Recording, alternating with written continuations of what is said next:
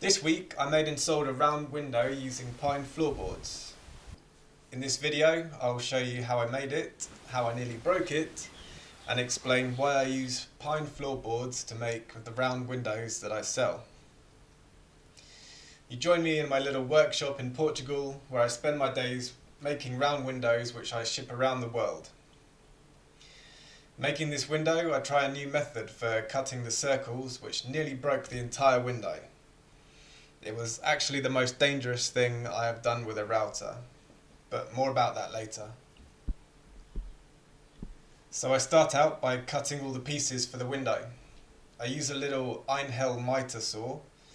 These aren't the most accurate saws, and these cuts have to be perfect, or the pieces won't glue up perfectly later on. Getting the saw dialed in perfectly at the beginning is crucial, but after multiple cuts it's always possible that the saw comes out of alignment without me knowing, leading to issues later down the line. Then I glue up the pieces and compress them using a ratchet strap. I also clamp the pieces to make sure the edges stay flush to one another. The clamps take longer during this step, but save a lot of time in the next step, which is sanding them all to a flat state.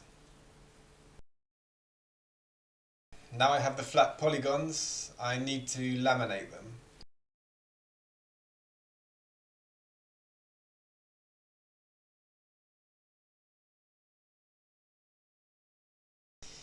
I can now cut the circles. This time I tried a new technique to cut the circles. Usually I would route all the way through, but this takes a really long time.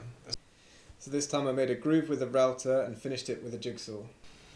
As I have to cut 3 hardwood windows and 1 large window this week, I decided to use this new technique, but it threw up 2 major issues.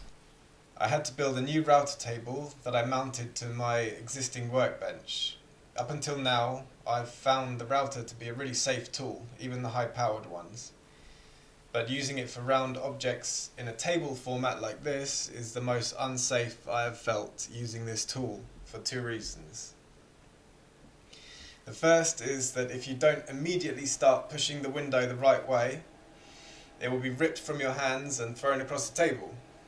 And that's if you're flush trimming an exterior curve. That's the better mistake to make. If you're flush trimming an inside curve and you accidentally lose your grip or start trying to push the wrong way, the piece will be pulled from your hands and continuously spin around the bit until you stop it.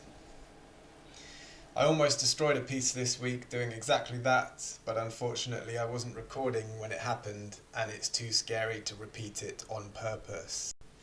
The second challenge I noticed while cutting this way was that the flush trim bit didn't make the edges perfectly 90 degrees at first. This is because my router table is not perfectly flat yet.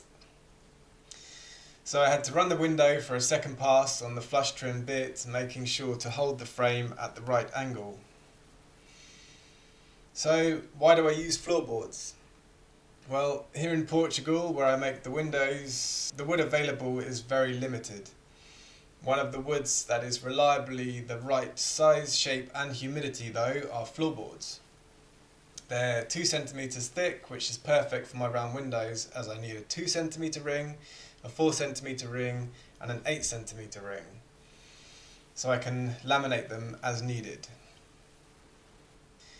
If you enjoyed this video and want to see me make windows from other interesting timbers, make sure you subscribe. See you next time.